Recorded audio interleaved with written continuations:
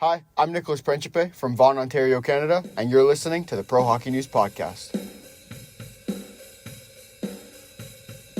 Hello, hockey fans from around the world. I am Richard Cote, the producer of the Pro Hockey News Podcast. It is the second line edition of the podcast, and you know what that means. If you're listening to this, it's an early drop of the podcast, so it's probably because I'm going to be out of town when we normally record this on a Friday. Sorry, everybody, to adjust your schedules, but thank you for joining me. It also means I am joined by the publisher of ProHockeyNews.com, Lou Lafredo. Lou, how are things in the land of enchantment? Black and blue. I think that's why I wore this particular shirt. Um, Last Saturday, had my bike out and turned a corner, dodged a couple of pedestrians, dodged somebody coming out of a apartment complex across the way, in their driveway. I turned and hit a car in the bike lane. Hit a car that was parked in the bike lane. Very nice woman jumped out. I said I would do it. I would repair any damage that was done to the car. She just looked at me. She said, what is wrong with you?" She said, "Are you okay?" Um, I am in Technicolor basically from the waist down. It was a yeah. It was a surprise. I have to get new brakes. Oh, man. I think I also need to get new bike shorts because I'm not cleaning those. So But you're up and walking, right? You're still limping. mobile. Yeah, Okay. limping. Yeah. Limping, but still moving along. Yeah. So that's my rant is please don't park in a bike lane. The assumption is that it's clear, and it really probably shouldn't be the assumption, but that was my assumption last Saturday. So Yeah. anyway, back to Yeah. you. Well, thanks, Lou, for that. Let's see if Jacob can follow top up a that. story like that. We are also joined by our snarky Canadian, the original snarky Canadian from Edmonton, Jacob Doherty. Jacob, how are spirits there in Edmonton? They're great, but it's going to be very hot today and tonight for game 6. Or no, game 5. Game 5. It's game 5, yeah. Yep. We're up 3-1. Spirits are high. And looking to repeat the finals matchup from last year. So you heard Jacob predict this. It's going at least 6 games this series. I hope not. Now that he's in this position. The roller coaster he's been on this postseason is like, oh, they're done. Oh, that's great. Things are going. Oh, they're done. He's back up on the upswing, so we'll enjoy that while we can, and we'll see how this series progresses. And to be honest, things are looking like we are going to be seeing a repeat of last year's Stanley Cup final. But as we've seen, pretty much in these playoffs, crazy things can happen. Not as crazy as years past. It seems to be a pretty not dramatic playoff this year, but it is still the playoffs. Crazy things can happen.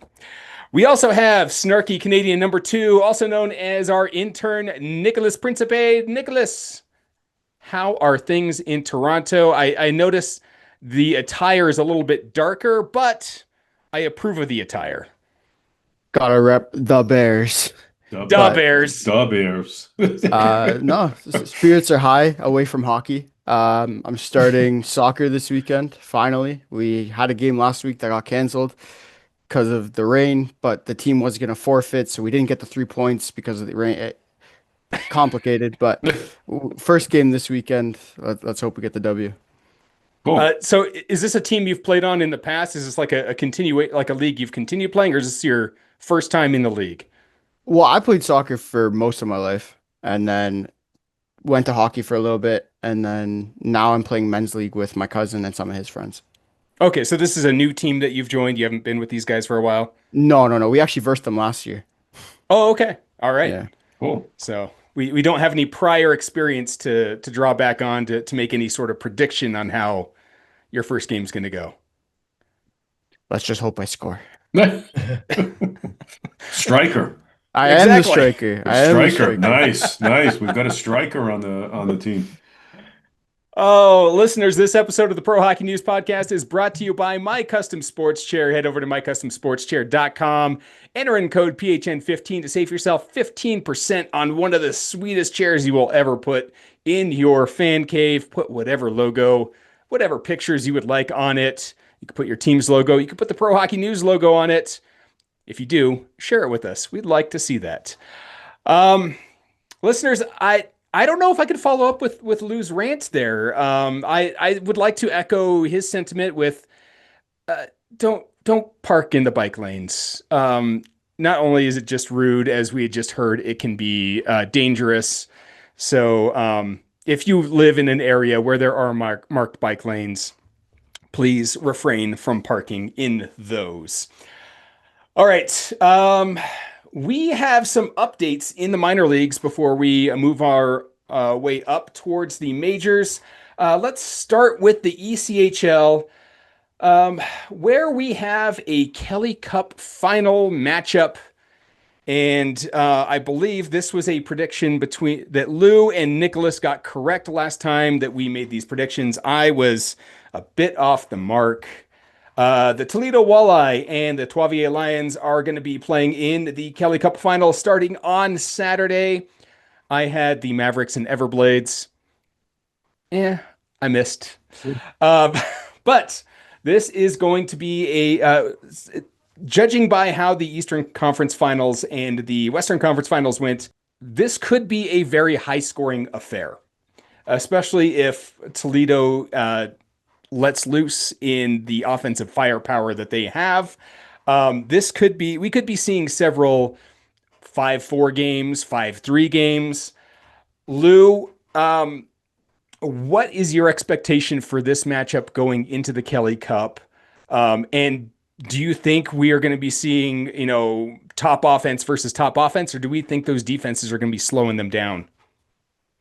Just overall, as a foundation for answering that question, I think the Lions um, may have had the no, it's by degree, understand.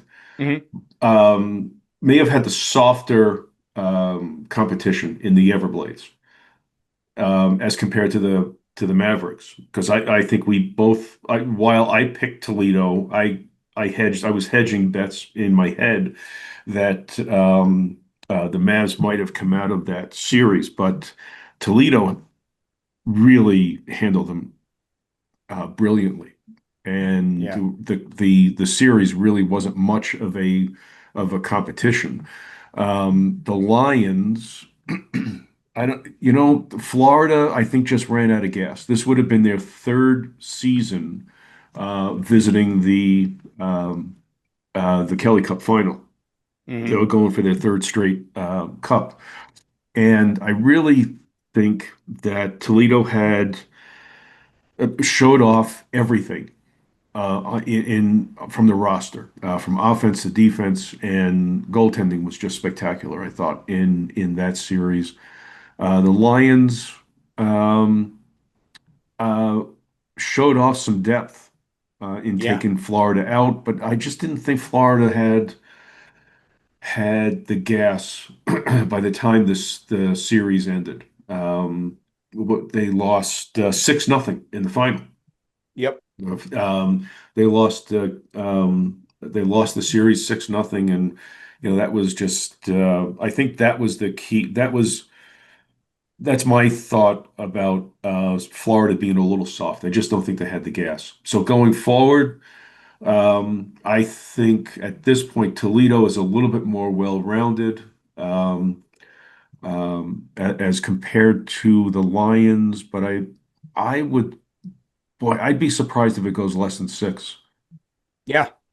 I mean, this is going to be a really good matchup between two of the top teams in the Yeah. league, and I am really excited about this one. Not only are we, I mean, don't get me wrong, the Florida Everblades are fun to watch, but it's nice to get some like new blood into these championship games and to watch Toledo and Poitiers, and I believe this is Poitier's fifth season. Uh, Um, they're fairly new. yes. Um, I think it's less than five, but yeah, and let's not forget that their AHL affiliate is in the Eastern Conference final in the AHL. right. So apparently Montreal has a really good, nice farm system going. Someday it'll make it up that way, won't Yeah, it? yeah. Yeah, Yeah, right. please. But I know just watching these two teams, and the offense that they're able to put out on the ice, as you'd mentioned, Poitiers winning 6-0 in their last game over Florida. I mean, Toledo no slouch either. They won their final two games against Kansas City by a combined score of 9-3, scoring 5 goals in their final game. I to me, my mind is just kind of, trying to figure out what we're going to see in this final. If it's going to be a lot of, 5-2 games, or are we going to be seeing a lot of 2-1 games? Like, is it going to be the goaltending and defense that's going to steal this away? Or is this going to be just Uh, overpowering your opponent? no, let it rip. Let the offense rip, and whatever happens, happens. You got Dooley has Hawkins, who's Mhm. just incredible scorer, and I can see him taking over the final series and pushing the walleye over the line. Yeah. And So I it'd have be been fun. rooting for them for years, and they just can't seem to get over the hump. Well, this could be it. This could be Yep. their year. Again, game one starts Saturday, May 31st. If you're able to check it out, they are going to be starting at 7:15 Eastern. And this game will start. The first two games will be in Toledo before games switch over to Poitiers. All right, let's take a look. As you had mentioned earlier, the AHL and the Calder Cup playoffs there. We're already underway in the Eastern Conference playoffs, or Eastern Conference finals. The Charlotte Checkers and the Laval Rocket are playing. The Charlotte Checkers took game one, so they lead the series 1-0. Charlotte won that game 5-1. They are currently, as we are recording this on Thursday, May 29th, they are currently in progress in game number two. I believe that we are still scoreless, unless my web browser is not updating as we are doing this. And then in the Western Conference, we have the Abbotsford Canucks and the Texas Stars, who will be starting this evening as well in a couple of hours. Um, Lou, let's look at that Texas and Abbotsford series here. Um, Richard, quickly. Texas, yeah. Sorry to cut you off. It's 1-0 Charlotte. Oh, my browser did not update. Thank you for the breaking update there, Nicholas. And they are in their first intermission, I believe. First or second intermission? First. First intermission. All right. Yeah, let's take a look at the Western Conference Finals between the Abbotsford Canucks and the Texas Stars. Both teams took a similar path to get to the Western Conference Finals. Um, Lou, what kind of matchup do you see this turning out to be between Abbotsford and Texas? Is it going to be, again, is this going to be a high scoring affair, as we know that Texas is capable of, or are we going to be seeing a lot of one goal games? I think a lot of one goal games in this series. Obviously, the Abbotsford took out your favorite, so you've got a broken heart over the Canucks taking out the Eagles in five, and there was also a shutout in the Yeah. final game. And a Uh, chair. what's And a that? chair? In a chair? Yeah, chair got thrown at the commentator. Oh, I didn't see that. no. What? Well, we're gonna have to get an update about that. Keep us, I don't know hold how on to you, that there, yeah, hold Jacob. on to Lou, that. finish your Yeah, thought. yeah. So I'm sorry. That's just, I was just thinking of the guy from Indiana, the coach, Oh, Bobby Knight? Bobby Knight. Bobby Knight's ghost came back, I guess, to Loveland. So, uh, I think the difference between this series and what we just talked about with the ECHL is ECHL, those two teams, I think, are, like I said, they're just going to let the offense rip and whatever happens, happens. These two teams are quite capable of playing solid defense from the goal out to the blue line core. So a lot of one goal games are one goal differentials. I think you're going to see here. And from that perspective, having had the Texas Stars take out the Grand Rapids Griffins also in 5 games, won that fifth game. Um, uh, I, the Griffins I thought were just a bit better than the Colorado Eagles this year. I think Abbotsford is going to have their hands full with the Texas Stars. Yeah. No, agreed. I really don't see this series going any less than 6 games. I have high hopes it's going to go the full 7. And yeah, I think we're going to be seeing quite a few, one goal games, 2-3 or 3-2, 2-1. Yeah. Um, and I'm gonna toss it out there, probably 2 overtime games. That's Okay. that's that's where I'm gonna set it at 2 overtime games in this series. The other series, the one that's going on right now, Charlotte seems to be having, it has a 1 goal lead. They took command in game one, 5-1 win over Laval. Now they're leading 1-0 after the first period, as we are recording this. Lou, I have not a very good way of phrasing this. Is there hope for Laval right now? Like things are looking pretty low for them, and you have this powerhouse with Charlotte. Is Laval going to come back and make this a series? This is going to be really tough because the Checkers are AHL affiliate for the Florida Panthers, right? Yep. And as it turns out, they play the same kind of game that the Florida Panthers play. So this is a 2-3-2 series to cut down on travel. And if Laval heads out to Charlotte down 0-2, I think the series is over. That's going to Yeah. be a tough one to come back. First of all, Charlotte is playing that kind of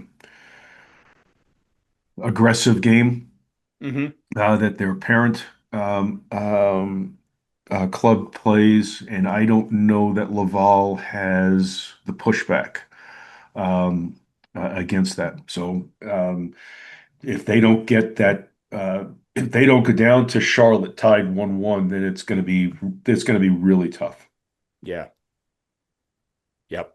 So we'll keep an eye on that. You can get the latest updates from the ECHL and the AHL on prohockeynews.com. Head over there and get the latest out of anything hockey worldwide. If it's hockey, we'll cover it. We'll have something for you out there. All right. I think it is time for another installment. Oh, actually, before we get to let me cut back there. Cut back to where we're going to separate there. Just like you can cut the hair that you need to remove from your body from our friends at Manscaped. Head over to manscaped.com/prohockeynews. Save yourself 20% off your order and look as good as Dr. Lou Lafredo. All right. Let's honestly go back because Jacob brought up something as we were talking about the Abbotsford Canucks and the Colorado Eagles series, where a chair was thrown at the Abbotsford play-by-play announcer. Jacob, I missed this. What I'm happened? surprised. Oh, some drunk fan somehow snuck into the broadcast booth and just threw a chair, I guess, poorly. I don't. There was no video of it. It just happened. He was quickly Okay, removed, found by security, kicked out, obviously. a drunk fan in Colorado. I no, No, I nah. At the at former the Budweiser Buzzer Event Event Center. Center. The former Budweiser Event Center. Now it's the Blue Federal Credit Union Event Center, I believe. They renamed it a couple of years ago. Yeah, I mean, In all honesty, glad that the play-by-play announcer is okay. It's kind of scary when something like that happens. We can laugh about it a little bit now that we know that it wasn't terribly serious and the fan was properly dealt with by security. Yeah, I totally missed that. I did not see that until you brought that up. So, and I think Bo Nix can be accounted for. I don't think he was at that game because when he tends to go to professional games, the local team wins. So, given the score of 5-0 from Abbotsford, I don't think Bo Nix was in attendance of that game. Um, I mean, he threw out the first pitch of the Rockies game last Friday, and they won. So there's that. And the last Nuggets game he attended, and the last Avalanche game he attended, they all won. So the teams are perfect when he is in attendance. They're just not perfect when he's playing. Just when he's in I was about attendance. to say. All right. So let's move on in because I believe last time Jacob was absent and I tried to fill in for him with this segment. I feel like I failed miserably. I just don't have the charisma that Jacob has for this segment. Jacob, what is going on in the PWHL Jacob's Corner? Well, I wouldn't call it charisma, for me especially, but the Minnesota Frost have repeated as champions in 4 overtime games in the finals against the Ottawa Charge. That is absurd. Of just these games were low scoring. Nobody scored more than 3 goals in a game. That's how close it was. And credit to the Frost, they clutched it out. Crazy games to watch. A triple overtime in game 3. I think that went to the next day, basically. I'm pretty sure it went to the next day local time. Like crazy things that are just great ending to the season for the PWHL. I think it really shows how great women's hockey is and how unique it is in comparison to the NHL.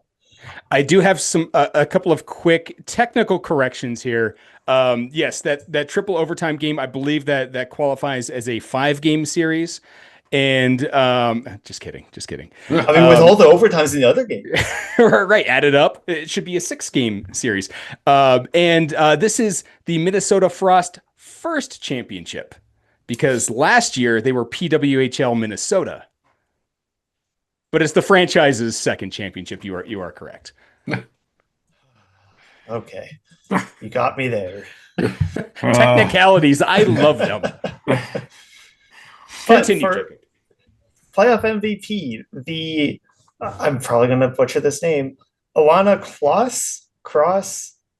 There's an L in there. I don't know how prevalent it is, but the Alana Cross playoff MVP went to the Ottawa Charge goaltender Gwyneth Phillips. And wow, did she play fantastic in a losing series, but in 4 games, sorry, as like losing, she put up a 1.32 goals against and a 945 save percentage in the finals. Just absurd.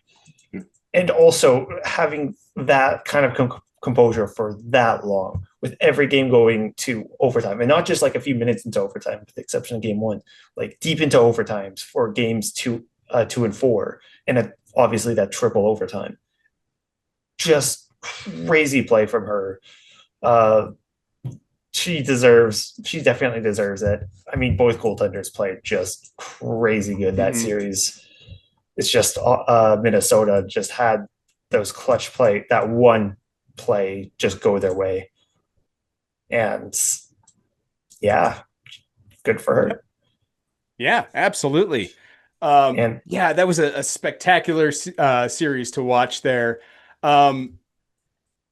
At the MVP, I love it when it's like something unexpected happens with the MVP. Maybe it's a player who makes a late play in a championship game who gets it, and not like the stars that you're expecting, or a member of the losing team. The only time I can think of this happening in sports where a losing team gets the MVP in the championship, and this is the only reference, correct, and anybody out there, correct me if I am wrong. Super Bowl V, the Dallas Cowboys versus the Baltimore Colts. I believe Chuck Howley won the MVP in a losing effort against the Baltimore Colts. They had lost 16-3, and I believe he was a linebacker for the Cowboys. He won the MVP that year in a losing effort, and that always sticks in my mind. So when unconventional things like this happen, I'm going to be remembering that, and I am going to be remembering this: a losing goaltender winning MVP with ridiculous numbers like that.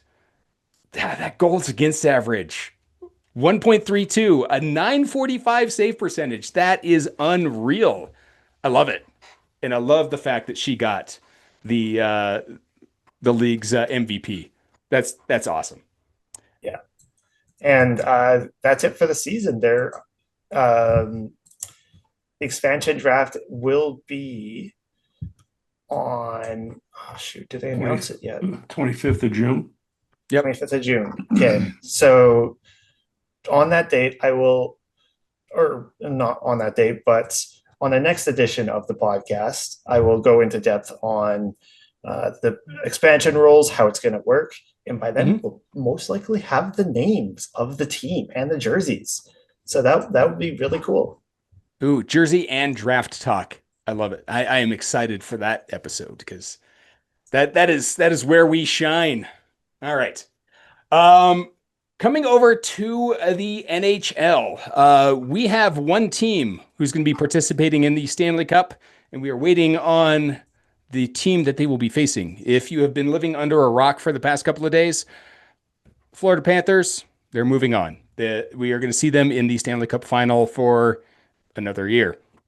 They will be playing the winner of the Edmonton-Dallas series, where Edmonton has a 3-1 lead in that series. They play tonight, could close it out, and we could be getting a repeat of last year's Stanley Cup.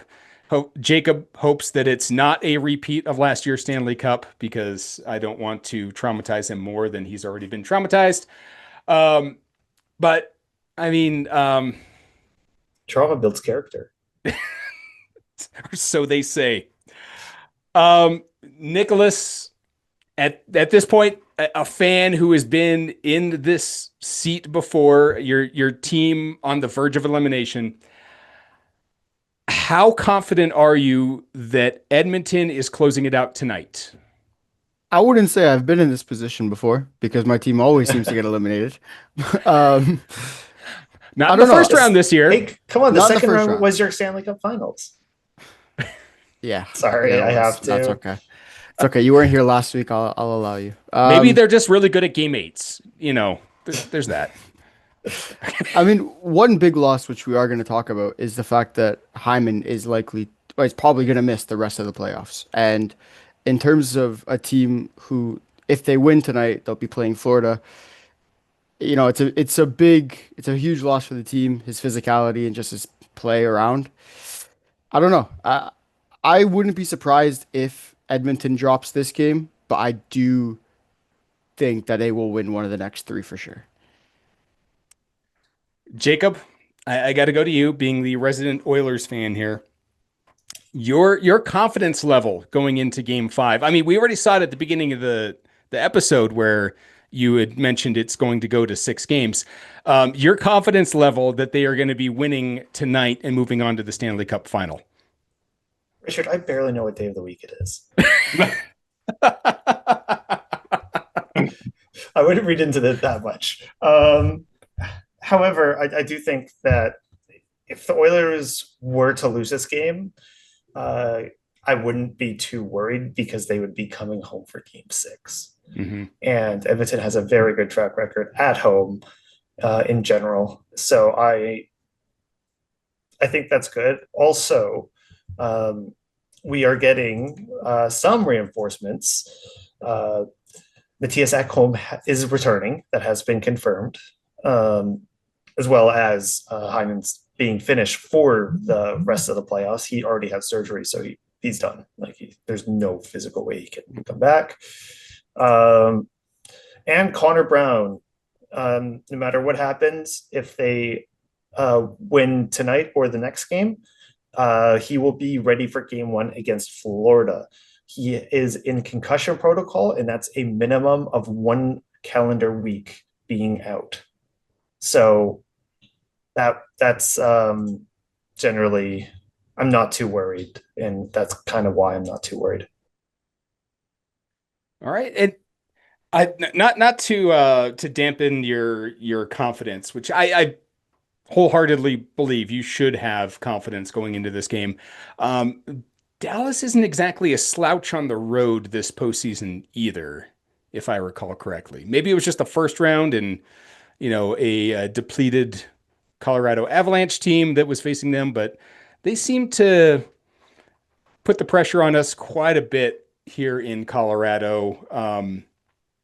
So I feel like they do play. Edmonton, it's great at home. Dallas, pretty good on the road. But that's just my 2 cents there. Um, did I see a little bead of sweat on your brow there? All right. So as we are looking at the potential matchup of Florida and Edmonton again this year, I thought I'd compile a few fun little trivia questions. I would like to fire around. I'm going to start with Lou on this one because it might take his expertise to answer this question.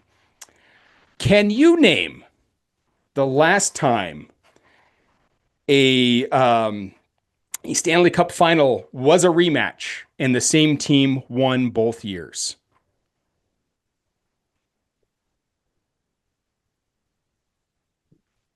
Wow.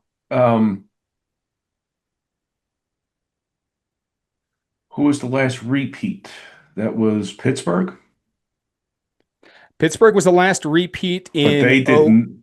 Yeah, yeah. they beat Detroit one year, and Detroit beat them the other year. yeah, Yeah. I I haven't got a clue.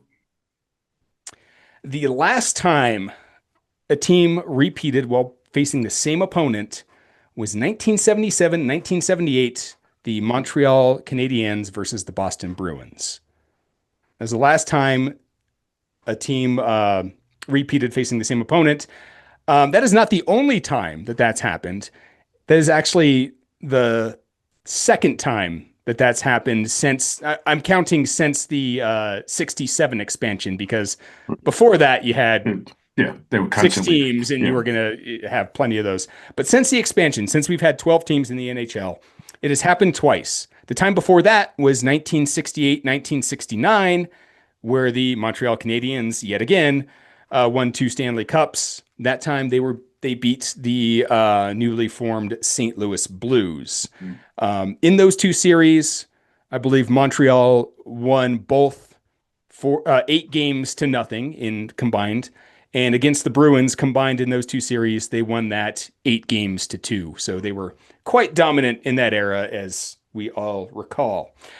But Lou just spoiled my second question I was going to toss out. But let me see if I can get this narrowed hey, down. Jacob, Oh no. do you know which years? Without looking this up, because I see you. Okay, I'm not. Hands, Okay, my hands. turn off okay, the hand monitor. check. The what years the Detroit and Pittsburgh back-to-back Stanley Cup was? 07 and 08, 09. Yes. Yes, the 2007, 2008, 2007, 2009. 2008, 2009. Yes, Detroit winning in 07, 08, and the Penguins winning in 08, 09. So that is, yes, that is the last time we've had a repeat. And teams who have gone on um, to face the same opponents, they are 2-1 in that repeat match since the expansion. All right. Actually, I don't think I'm going to pose this as a question. I'm just going to put this out as a fun fact. And Jacob, the Oilers might want to pay attention to this because this could be vital to them when they face the Panthers in the Stanley Cup. Florida, when scoring less than 5 goals in a game, is 3-5 this postseason. So the key is you got to keep them to less than 5 goals, and you have a better shot because not many games they have scored less than 5 goals. You know what our goalie tandem is? You guys are doomed. All right. Moving on, as we'd mentioned, Heyman is likely to miss the rest of the playoffs. Could be a quite a big disruption for the Oilers. But offensively, not missing much. You still have Draisaitl, you still have McDavid. If I remember correctly, Heyman has 5 goals this postseason and 6 assists for 11 points. And 5 of those points came in one game against Dallas. I think 2 goals, 3 assists in one game. Yeah, but no matter what, his physicality. No, his physicality is going to be missed. But the Oilers can get around that. Replacing his physicality with Jeff Skinner. Jeff Skinner's physicality or just Jeff Skinner? We'll see. Okay, gotcha. Other injury updates. We have Adam Lowry, who's going to be out for the next 5 to 6 months. This kind of came out a little sudden after Winnipeg's exit from the postseason.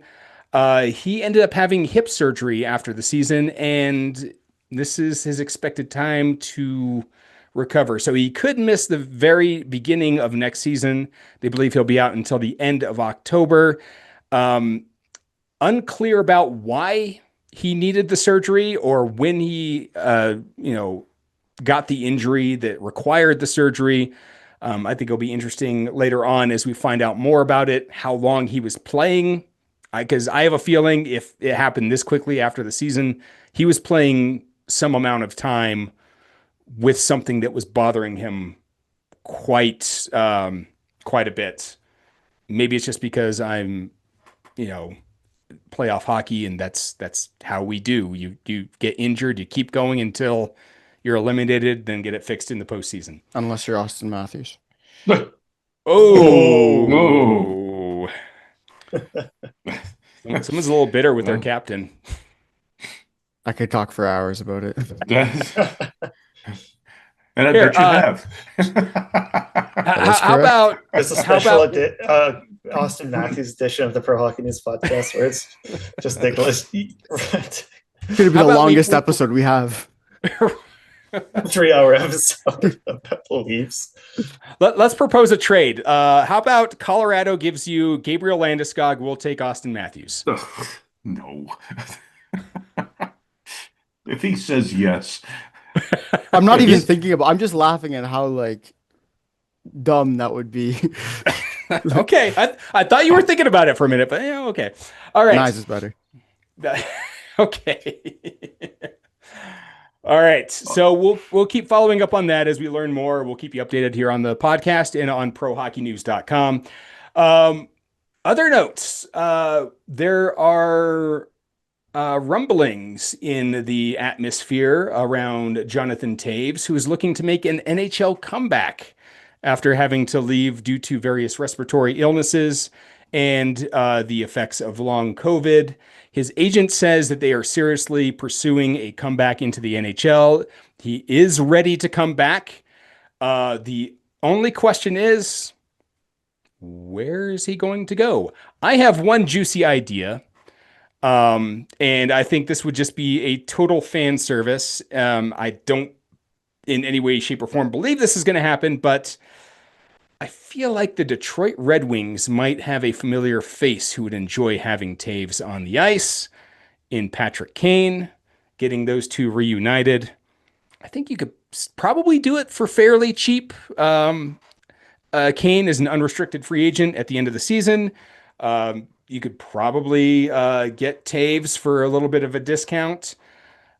You're in a rebuilding phase, probably not the worst idea, but I'm going to send this one around the think tank here. I'm going to start with Nicholas. Where do you think Jonathan Taves, if he is able to come back, where do you think he's going to land realistically? And then toss in a in your wildest dreams where you would like him to go. Well, wildest dreams would be Toronto. I think that's easy to Yeah, I say. knew that. Yeah, He'd slot right in on our third line center. But realistically, and I saw an article about this today, it's looking like it's going to be the Winnipeg Jets. that's fair. Yeah. Uh, not Nicholas, Jacob. I was looking right at Nicholas as I said, was trying to say Jacob. All Jacob. Canadians look the same to you. Yeah. Eh? It's not the first time he's done this either. Oh no, just subconsciously for some reason. It's just, living south of the 49th parallel is doing things to me. All right, Jacob, where do you see Jonathan Taves going next season? Honestly, I didn't even think of Winnipeg. I don't know why, but no, Winnipeg sounds like a great idea. Also, I could see him in, I want to say Calgary, actually. Um, I think a team that's young, I think a team that is fairly young, like, hell, even a return to Chicago probably isn't out of the cards.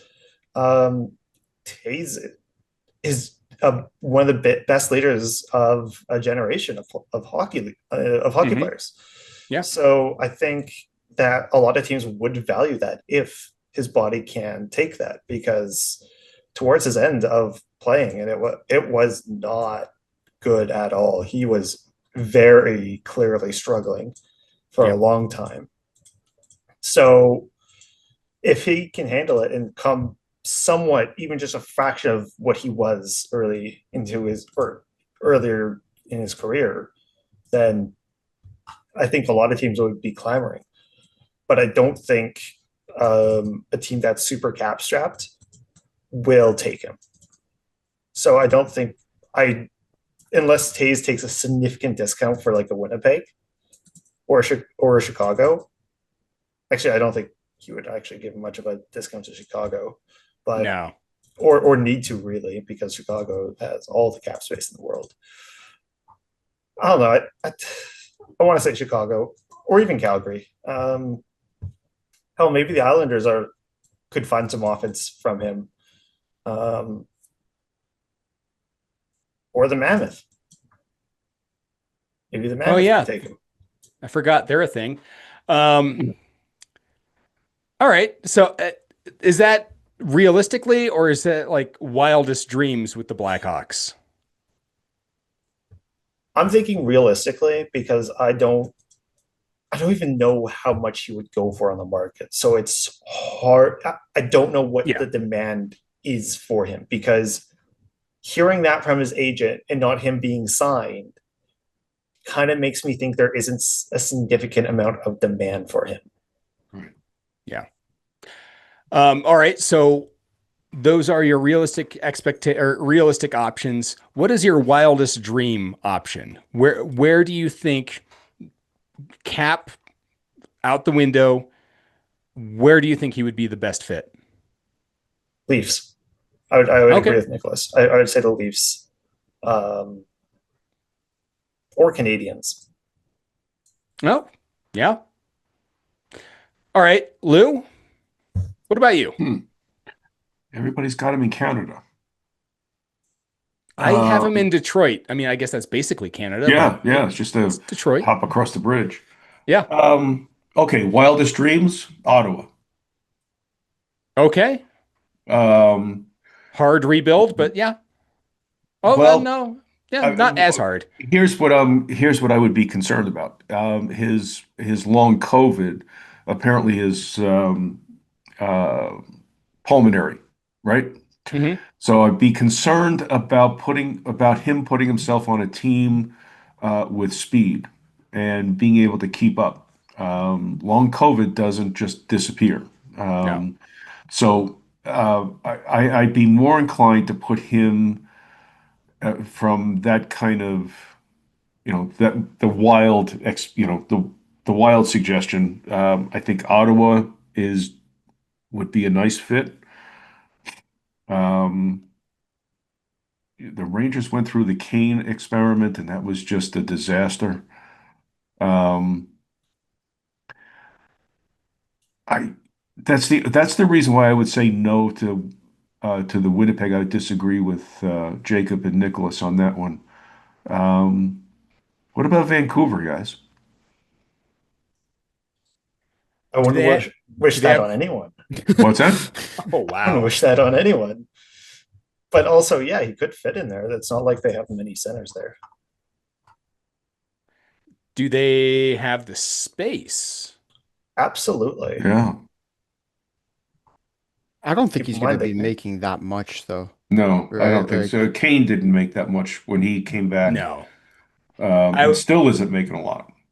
He's at what, 4 million is what his last contract was with the Yeah, I Red think Wings. so. Yeah, yeah. for I two would years. That would be my guess for Taves as well, would be about 2 million a year, maybe a 2 year contract. Yeah, Vancouver, yeah, How old is he? 37. 37-year-old with 60-year-old cardiovascular system. right. I'm not being Yeah. sarcastic. No, no, no. Um, yeah, I mean that's equivalent to putting my. I'm sorry, I self beeped. So Putting like me out on the ice. now Detroit's not looking so crazy, huh? You get him on a team who could use a little bit of leadership. You get him, back with one of his old longtime teammates who he works really well with.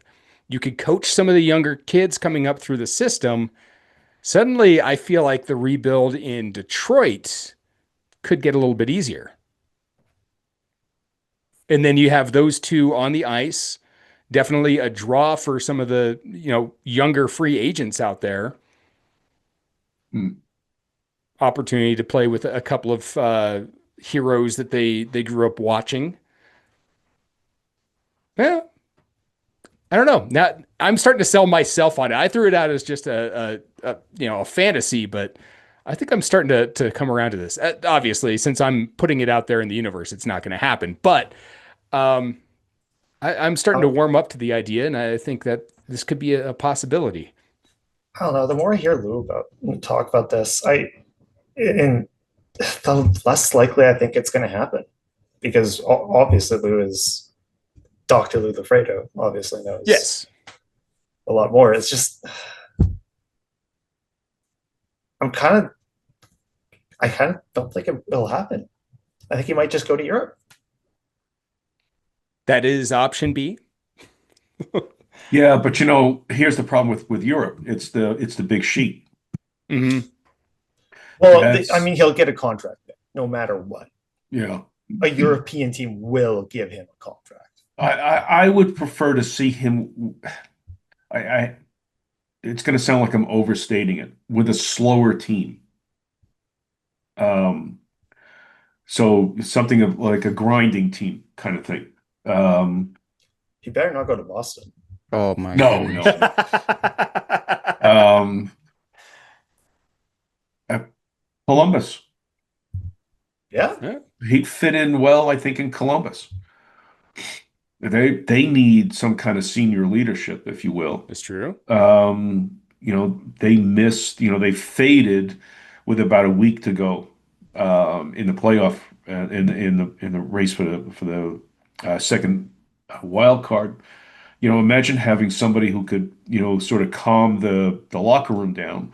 I think that's what he brings, and you don't need him to be speeding up and down the ice because I honestly, I just don't see him being able to do that. You look at all of the research on this, um, this long COVID, it's not temporary long COVID, it's long COVID. So, Yep. so not to put a damper on it, as I am Mr. Sunshine. Although I am around these parts, I'm known as Mellow Lou. So Mel. that's weird. It's like, do you not know me? Uh, well, we will be keeping tabs on any movement with Jonathan Taves. We'll keep you updated here on the podcast as well as we learn more. I think last part of the what I like to call the bookkeeping section or the record keeping section of the podcast, we have a signing out on the island. It's for their head coach, Patrick Waugh. Got a contract extension. I am iffy on this one. Maybe it's just because I was so close to the first experiment of him as a head coach here in Colorado.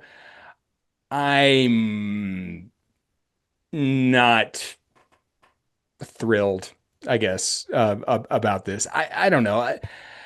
I I have a saying that great players, which Patrick Wall was a great player, great players rarely make good coaches. And I think it's because they rely so much on their natural talent as a player, and that's hard to teach.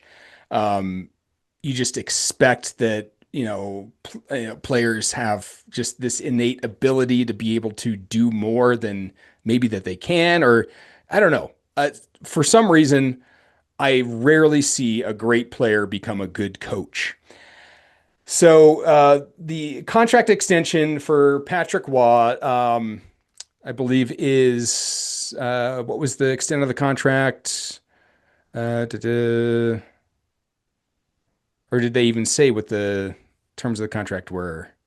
I believe he's just remaining on. I don't know if it's a new contract. Ah, That's true. okay. He's So not being strike. fired yet. How, Okay, go. Sorry, Jacob. however, everyone else has been fired. Yeah, okay. So strike my previous statement. I will start over. I will still stick by great players rarely Yes. make good coaches. And I did see what happens with a Patrick Waugh led team. If it's anything like what happened here in Colorado, it's not good. No. In fact, this season's finish points wise was the worst since the 2020-2021 season for the Islanders, where they finished with 71 points that season. This season they finished with 82. Um, you know, they did make the playoffs last season. Missed by about 9 points this season. I believe they were 9 points back in Montreal in the standings for that final spot.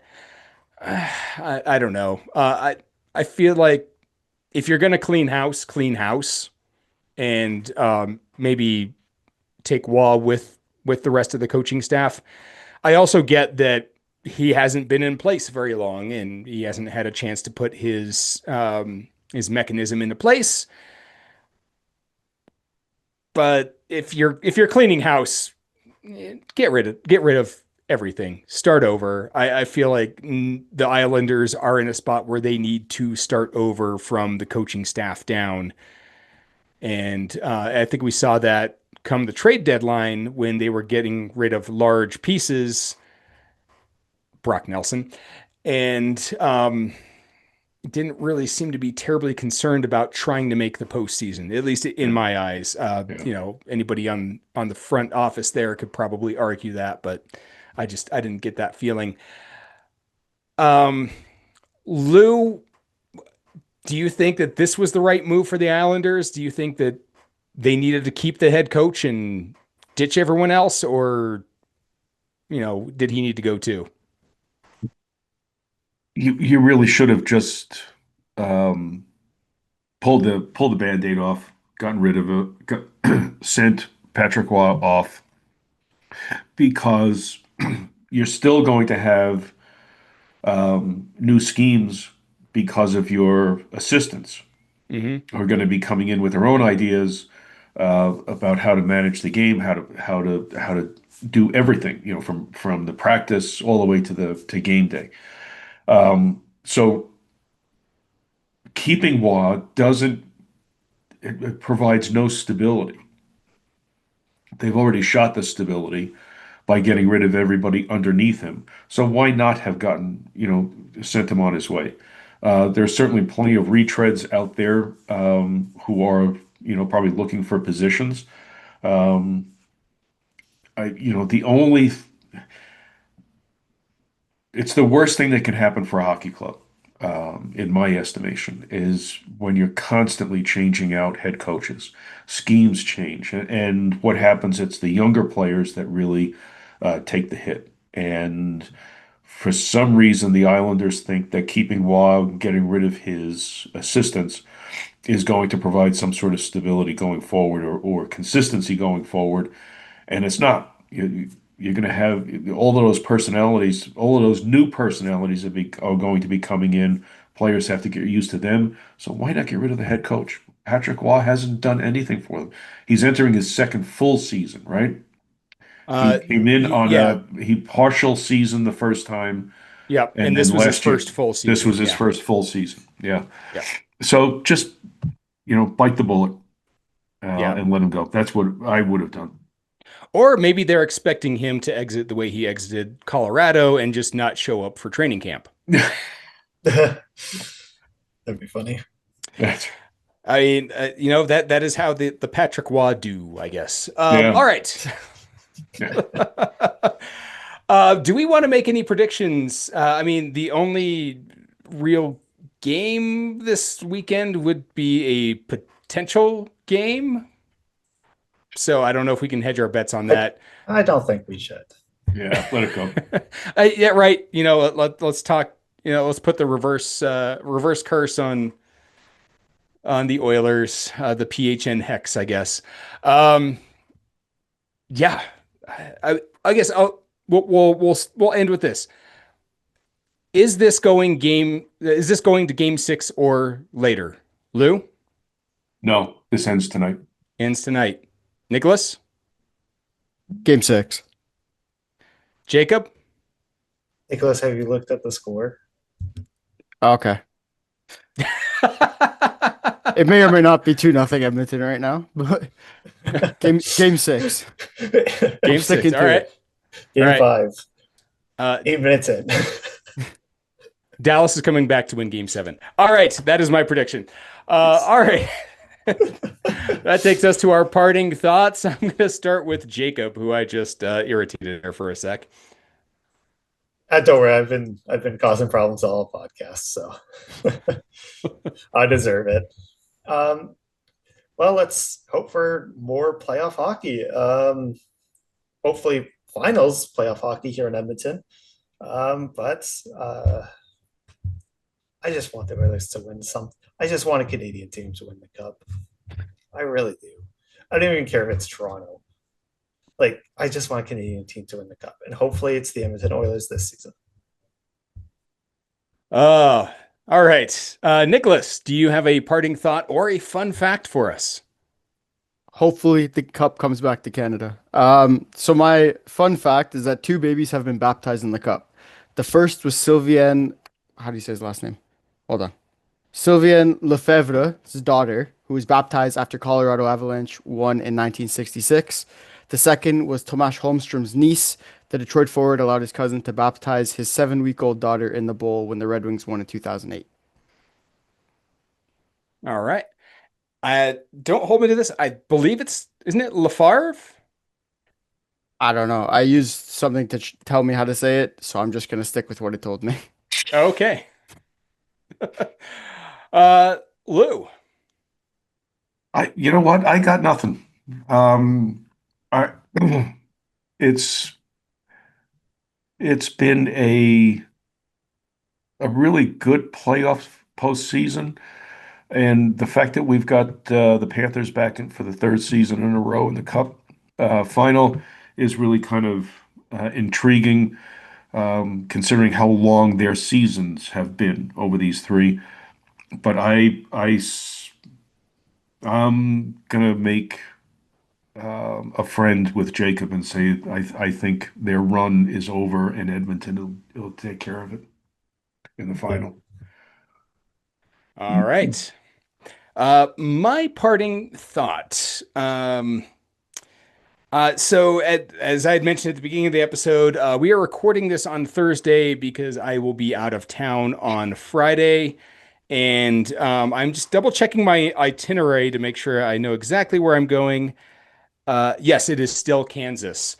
So I will be on the road over the weekend, enjoying everything that Great Bend, Kansas has to offer, which actually looks like quite a bit and looks like a good time. My last thought here is I have not had adequate time to prepare for said road trip because I have not been able to find my favorite road trip snack, which I believe I brought this up on the podcast at least a couple of times. Cinnamon bears are becoming harder to find. I can't even find them at gas stations.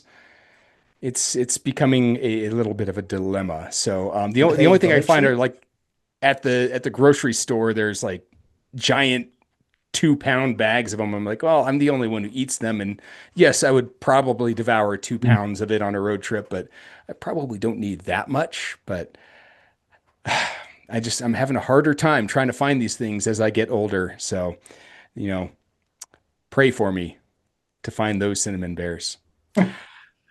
Thanks to Dr. Lou Lafredo, Nicholas Principe, and Jacob Doherty for joining me on this edition of the Pro Hockey News Podcast. Thank you, listeners, for making us a part of your routine. Thank you to all of our sponsors, LDE Affinity Jewelry, Manscaped, My Custom Sports Chair, Superfeet, and FoCo. I can't forget FoCo. For making this podcast possible. Thank you, listeners, for listening to this edition of the Pro Hockey News Podcast.